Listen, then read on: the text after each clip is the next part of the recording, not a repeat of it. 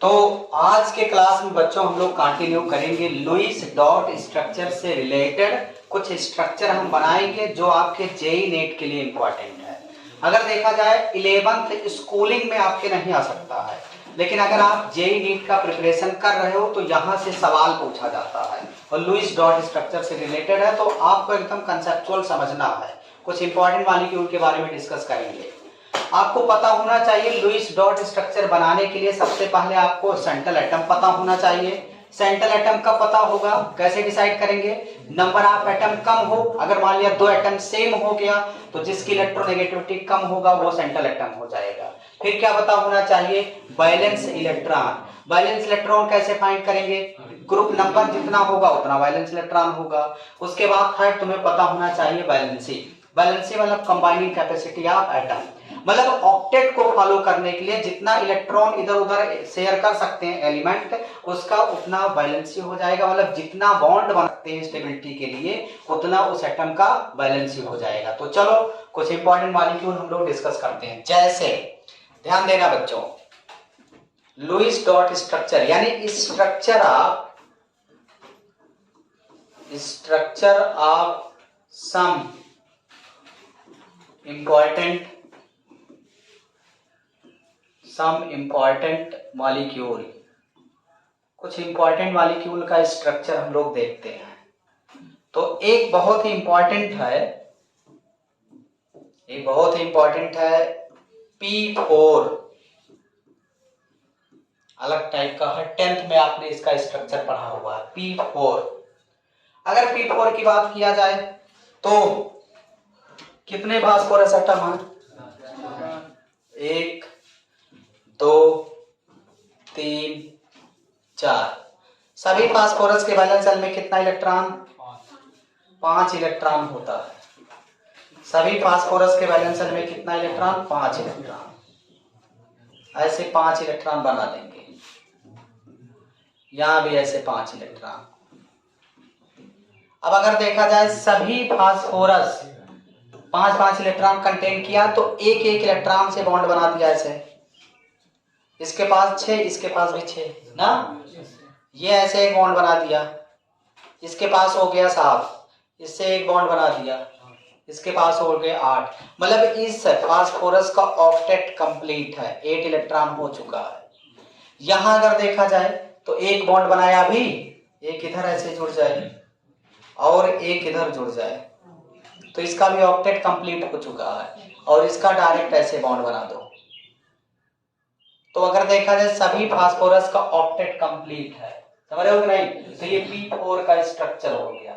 अब अगर देखा जाए स्ट्रक्चर आप P4 बना ले रहे हो तो तुमसे यहां से डिफरेंट टाइप के सवाल भी पूछ सकता है। पहला ये पूछ सकता है नंबर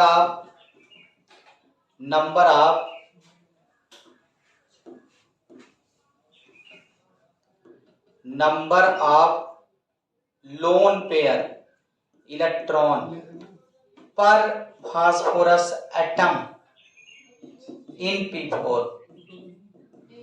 कितना आंसर आ जाएगा? 1। मतलब एक फास्फोरस एटम पर कितना लोन पेयर है? 1। अगर total number of lone pair बोल देता तब 4 हो जाते। ऐसे भी bonded electron, non bonded electron कुछ भी यहाँ से पूछा जा सकता है। हाइब्रिडाइजेशन वगैरह भी निकाला जा सकता है, लेकिन हाइब्रिडाइजेशन क्योंकि अभी हम लोग पढ़े नहीं है, इस वजह से केवल स्ट्रक्चर बनाना सीखेंगे। क्लियर है ना?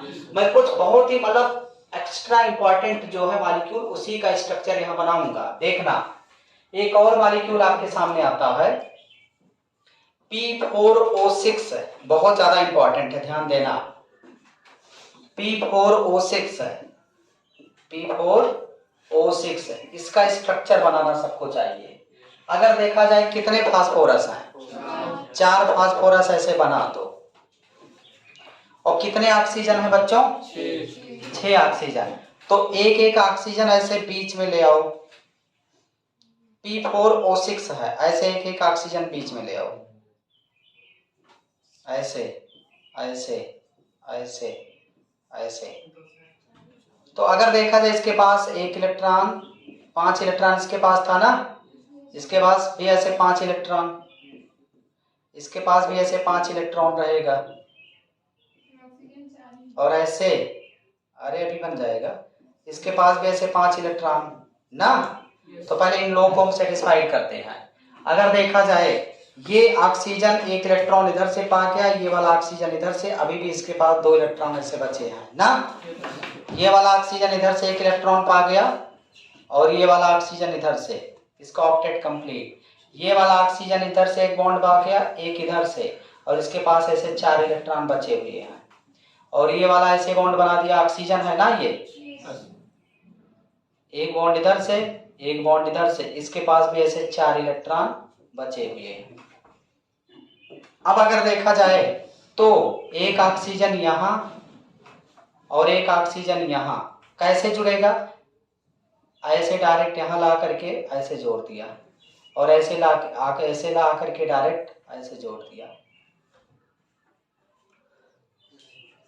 ध्यान क्या देना है, आप ध्यान से अगर देखेंगे तो फास्फोरस की वैलेंसी कितना है यहाँ, वैलेंसी फास्फोरस का, सभी फास्फोरस की वैलेंसी कितना 3, और ऑक्सीजन की वैलेंसी कितना है, valency of oxygen equal to सभी ऑक्सीजन, और ये स्ट्रक्चर हो गया P4O6 का। समझ रहे हो नहीं? कुछ मालिक, अब इसमें क्या क्या पूछा गया आपके जेई नीट में, जब पीवाईक्यू उठाओगे तो बार बार क्वेश्चन यही पूछा गया है। ऐसे पूछ लिया है नंबर ऑफ पीओ बॉन्ड, देखो सवाल देखो, पहला सवाल ये, number of PO bond in P4O6 कितना, 10 बताओ। पीओ बॉन्ड कितना है, काउंट करो सब लोग। देखो ये उठाओ, ये पकड़ो, 1 पीओ, 2 पीओ, 3 पीओ ना, इधर 3 हुआ कि नहीं, 1 2 3, 3 6, 3 9 और 3 12, कितना 12, आंसर हो जाएगा 12 पीओ। कितना पीओ, 12। अगर तुमसे कहा जाए number of POP bond in P4O6, तो पीओपी बॉन्ड कितने हैं, काउंट करो, इसी में से सवाल पूछा जाता है जेईई नीट में। तो देखो पीओपी पकड़ो ऐसे, POP 1, POP 2, POP 3, POP 4, POP 5, POP 6 ना, तो कितना आंसर आ जाएगा, 6 पीओपी ना। टोटल नंबर आप लोन पेयर देगा, सबको काउंट कर लो, तो कर सकते हैं ना, काउंट ना करो बच्चों जैसा, मतलब कर सकते हैं।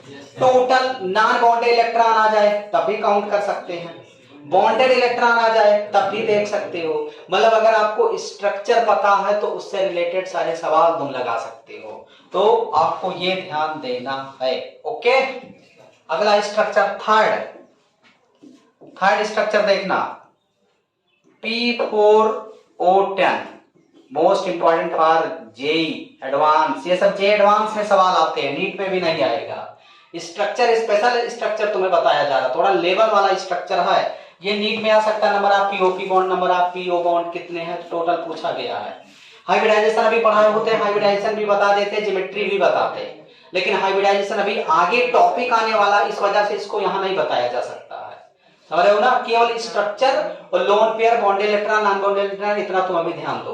तो जैसे पीओपी, हमें P4O10 का स्ट्रक्चर बनाना, तो सिंपल एकदम सेम यही बना दो पहले, समझ रहे हो ना, और फिर 4 ऑक्सीजन एक्स्ट्रा बच गया कि नहीं, तो किनारे किनारे लगा दो सब फास्फोरस। देखो लोन पेयर है भी ना, और फास्फोरस अपना ऑक्टेट एक्सपैंड कर सकता है, तो देखो स्ट्रक्चर इसका ऐसे बनेगा, 4P ले लो ऐसे, और बाकी ऑक्सीजन ऑक्सीजन ऑक्सीजन ऑक्सीजन ऐसे,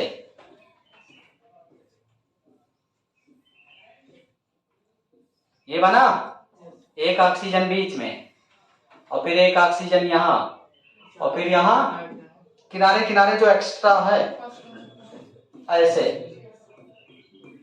ऐसे।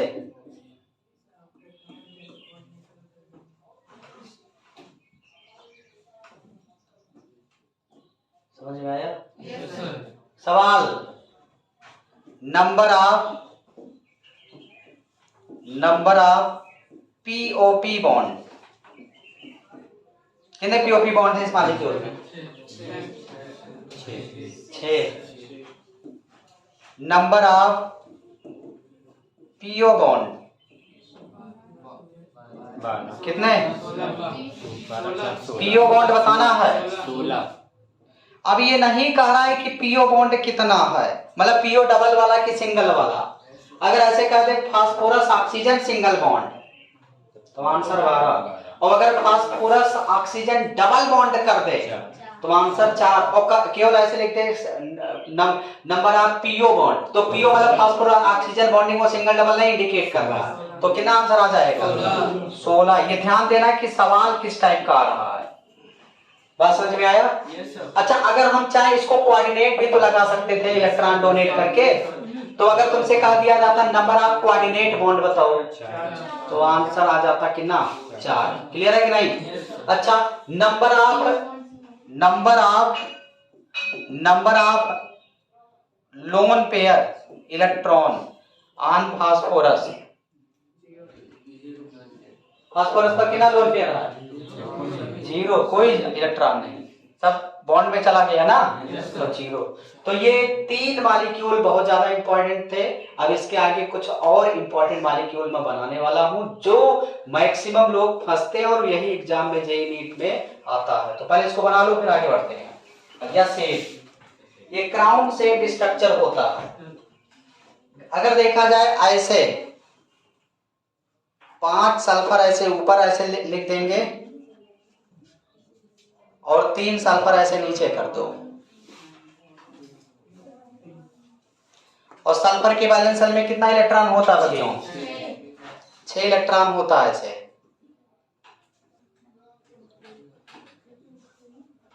सभी सल्फर के वैलेंस शेल में 6 इलेक्ट्रॉन। तो वैसे एक इलेक्ट्रॉन ऐसे इधर ऐसे ऐसे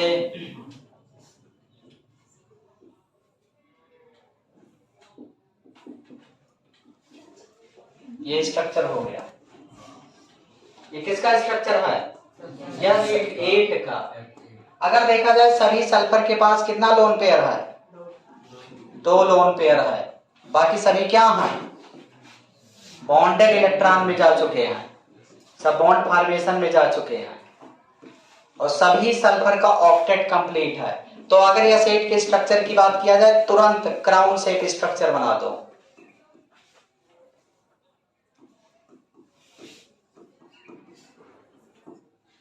ऐसे सिंपल, आसान है ना? जैसे एक और बहुत इंपॉर्टेंट है, एक तो आपको पता है बेंजीन मतलब C6H6 ना, तो इसका स्ट्रक्चर तो बहुत बचपन में ही आपने पढ़ा हुआ है। यही बेंजीन है, ऐसे रिंग बना देते हैं और अल्टरनेट में ऐसे डबल बॉन्ड लगा देते हैं, और कार्बन की वैलेंसी सेटिस्फाइड करने के लिए हाइड्रोजन जोड़ देते हैं। अभी 3 बॉन्ड है ना, 4 चाहिए, तो एक हाइड्रोजन, एक हाइड्रोजन, एक हाइड्रोजन, एक हाइड्रोजन, एक हाइड्रोजन, एक हाइड्रोजन, ऐसे। तो ये बेंजीन है। बेंजीन का जुड़वा भाई है बोराजीन। क्या नाम है? बोराजीन, या उसी को बोलते हैं इनऑर्गेनिक बेंजीन।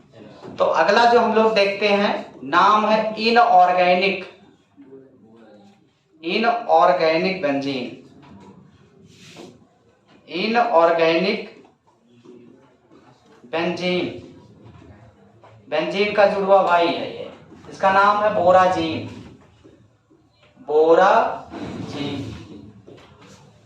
बोराजीन है ये। क्या है?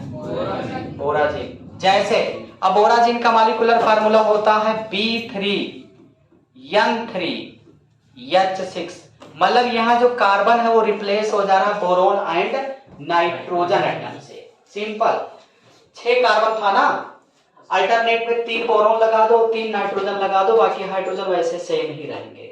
स्ट्रक्चर सिंपल बन जाएगा कि नहीं? जैसे देखना ध्यान से, बोरोन, यहां लगा दो नाइट्रोजन, यहां नाइट्रोजन, फिर बोरोन, फिर ऐसे। अच्छा, हाइड्रोजन तुम लगा ही दिए ना, सब हाइड्रोजन ऐसे 6 हाइड्रोजन लगा दिया। क्या स्ट्रक्चर कंप्लीट है? अभी नहीं। अब यहां कोऑर्डिनेट बॉन्ड लगेगा। अच्छा, अगर देखा जाए नाइट्रोजन के पास लोन पेयर कितना है? दो नहीं, एक लोन पेयर, इलेक्ट्रॉन 2 है। और बोरोन के पास 3 ही बैलेंस इलेक्ट्रॉन था, तीनों बॉन्ड में जा चुके हैं ना, 3 इलेक्ट्रॉन थे, तीनों बॉन्ड में जा चुके। तो हुए कितना बोरोन के पास? अभी 6 हुए। ऑक्टेट कंप्लीट है क्या? नहीं, लेकिन कंप्लीट करना तो चाहेगा ही। और नाइट्रोजन का ऑक्टेट कंप्लीट है, तो आपको पता है अगर एक एलिमेंट का ऑक्टेट कंप्लीट है, दूसरे का नहीं कंप्लीट है, तो जिसका कंप्लीट है वो कोऑर्डिनेट बॉन्ड के थ्रू अपना इलेक्ट्रॉन दे देगा। तो यहाँ नाइट्रोजन कोऑर्डिनेट बॉन्ड के थ्रू ऐसे बोरोन को इलेक्ट्रॉन देगा, नाइट्रोजन कोऑर्डिनेट बॉन्ड के थ्रू इसको इलेक्ट्रॉन दिया, नाइट्रोजन कोऑर्डिनेट बॉन्ड के थ्रू ऐसे इसको इलेक्ट्रॉन दे देगा। तो ये हो गया इनऑर्गेनिक बेंजीन का स्ट्रक्चर। क्या डिफरेंस है? केवल यहाँ डबल डबल लगा था, ये कोऑर्डिनेट लग गया। क्या अगर हम चाहें कोऑर्डिनेट को हटाकर डबल कर सकते हैं क्या? नहीं कर पाएंगे। समझ रहे हो कि नहीं? अगर ऐसा कर देंगे तो डिस्टर्ब हो जाएगा। तो ऐसे आपको बनाना, ध्यान देना। ये बोरा जीन का स्ट्रक्चर है, या इसी को बोराजोल भी बोलते हैं। क्या बोलते हैं? बोराजोल, बोराजीन या इनऑर्गेनिक बेंजीन। लगभग सारा कंडीशन सेम है। नाइट्रोजन के वैलेंस शेल में कितना इलेक्ट्रॉन? इसके वैलेंस शेल में कितना? अच्छा, एक नाइट्रोजन कितना इलेक्ट्रॉन लेना चाहेगा? 3 ना, तो 3 इसको मिल गया, और ये भी 3 इससे मिल गया। और इसके पास कितना है? 6 इलेक्ट्रॉन है ना। अगर देखा जाए इसका structure, nitrogen triple bond nitrogen, एक लोन पेयर अभी बचा है, एक लोन पेयर इधर, और बाकी ऑक्सीजन इधर है 6 इलेक्ट्रॉन लेकर के। तो क्या ये अपना लोन पेयर इनको डोनेट नहीं कर देगा कोऑर्डिनेट बॉन्ड के थ्रू?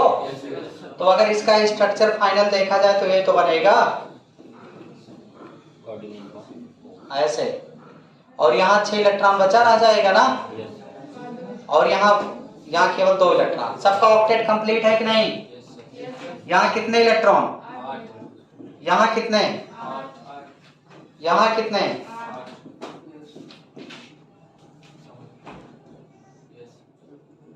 कुछ लोग ऐसे बनाने की कोशिश कर रहे हैं।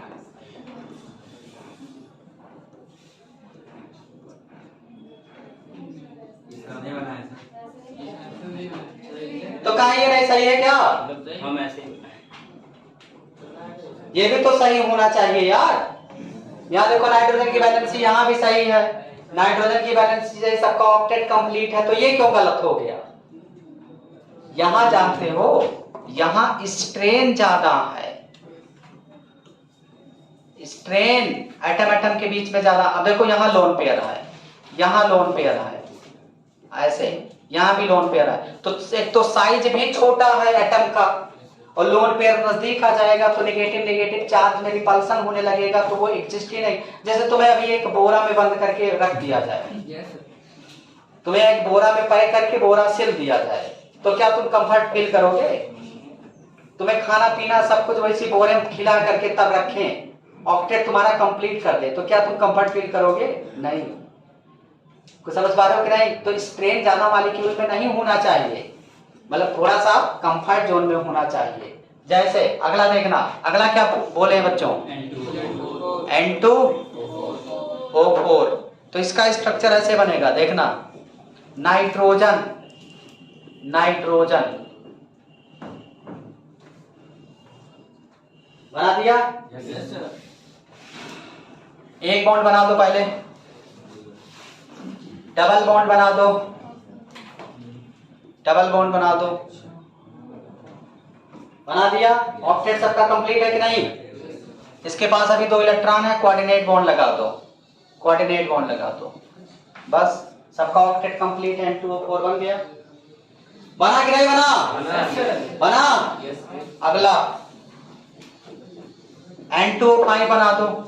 ये सब तुम्हें 12th में मिलेगा, तो लुईस डॉट स्ट्रक्चर से ही तो रिलेटेड है।